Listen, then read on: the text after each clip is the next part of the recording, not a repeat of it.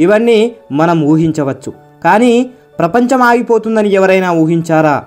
ఊహించనిది జరగడమే జీవితం అనుకుంటే జరుగుతున్న పరిస్థితిని విపత్తు అనాలా, వినాశనం అనాలా, లేక మహమ్మారి వికట్టహాసం అనాలా? తిన్నది అరక్క గొడవ పడితే కొద్ది రోజుల పాటు కర్ఫ్యూ చూసాం. తిండి లేక గొడవ పడితే లాఠీచార్జ్ చూసాం. అమ్మవారు పోసిందనో, అనుకోని జబ్బు వచ్చిందనో, అయినవారు దూరమయ్యారనో స్వీయ గృహ నిర్బంధం చూసాం.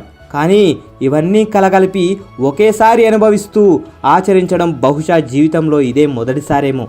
మునిపెన్నడూ లేని విధంగా సంస్కృతి సాంప్రదాయాలపై చర్చలు, శుచి శుభ్రతలపై అవగాహనలు, తినే తిండిపై నియంత్రణలు, అడుగు తీసి అడుగు వేయడానికి నిబంధనలు వెరసి కొత్త లోకంలో జీవిస్తున్న అనుభూతి.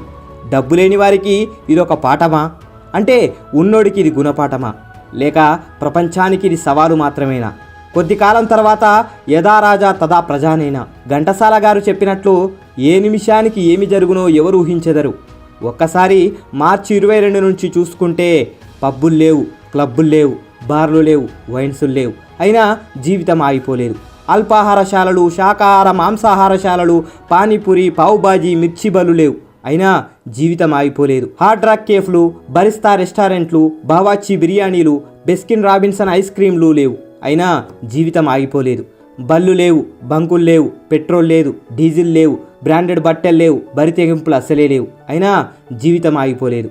చీరలు లేవు, చీటికి మాటికి షాపింగులు లేవు, సినిమాలు లేవు, షికార్లు లేవు, బాహ్య సౌందర్యానికి బ్యూటీ పార్లర్లు లేవు. అయినా జీవితం ఆగిపోలేదు. గుళ్ళు లేవు, బడులు లేవు, చర్చిలు లేవు, మసీదులు లేవు, పూజలు లేవు, నమాజులు లేవు, ప్రార్థనలు లేవు. నమ్మకం ఒక్కటే మిగిలింది. అయినా జీవితం ఆగిపోలేదు. కాలుష్యం లేదు, కలహాలు లేవు, కళ్ళబొల్లి మాటలతో టైంపాస్లు లేవు, యాత్రలు లేవు, తీర్థయాత్రలు లేవు, టూరిజం అంటూ టూర్లు లేవు. అయినా జీవితం ఆగిపోలేదు. స్విమ్మింగ్ పూల్స్ లేవు, మెక్డొనాల్డ్ లేదు, కేఎఫ్సీలు లేవు, పిజ్జాలు లేవు, బర్గర్లు లేవు. అయినా జీవితం ఆగిపోలేదు. అయిన దానికి కాని దానికి అపాయింట్మెంట్లు తీసుకొని దవాఖానాల్లో రోజంతా వేలకు వేలు తగిలేసే రోగాలు డాక్టర్లు చెప్పకుండానే మాయమయ్యాయి. ఎలా? ఇరుగు పొరుగు అంటూ మునుపటి బాంధవ్యాలు మళ్ళీ పుట్టాయి. ఎలా? పనివాళ్ళు రాకపోయినా పనులేవి ఆగలేదు. ఎలా? మంచితనం, మానవత్వం మబ్బు పట్టిన ఆకాశంలా ముంచెత్తే వరదల్లా వెల్లువెత్తాయి. ఎలా? డబ్బులున్నా ఏమీ కొనలేరు, బయటకెళ్లే ధైర్యం చేయలేరు, నిత్యావసరాలు తప్ప నిర్జీవమైన వేటిని కొనలేరు. డబ్బున్న ధనవంతుడు, సామాన్యుడు అంతా ఒకటే అని ఎవరైనా చెబుతున్నట్టుందా? ఇన్ని సంవత్సరాలుగా మనం చేసిందేమిటి? మనకు మనమే అంతర్మదనం చేసుకోవాల్సిన సమయం ఇది. కుటుంబ వ్యవస్థ బలోపేతమైందా? అన్యోన్యత పెరిగిందా? బంధాలు బలపడ్డాయా? పిల్లలపై వాత్సల్యం పెరిగిందా? ఆరోగ్యంపై శ్రద్ధ పెరిగిందా? ఆలోచనల్లో పదును పెరిగిందా? డబ్బుపై వ్యామోహం తగ్గి ప్రాణమున్న వాటిపై ప్రేమ పెరిగిందా?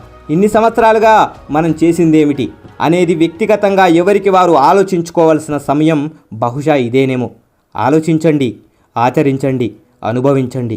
ప్రకృతిని గాలి పీల్చుకోనివ్వండి. జై హింద్.